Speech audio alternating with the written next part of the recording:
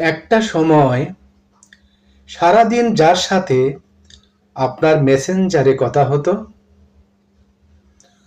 বিভিন্ন পোস্টে একে অপরের সাথে খুনসুটি হতো, সে মানুষটা আজ আর নেই।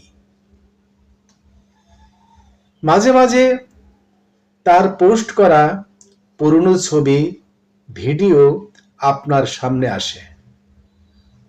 আমি নিশ্চিত আপনার চোখের কোণে জল চিকচিক করে ওঠে।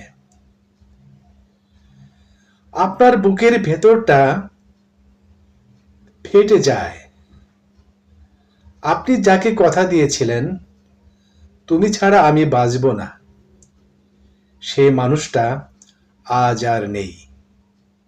কিন্তু আপনি দিব্যি বেঁচে আছেন, কারণ আমরা প্রিয় মানুষের জন্য বাঁচি না, আমরা নিজের প্রয়োজনে বাঁচি।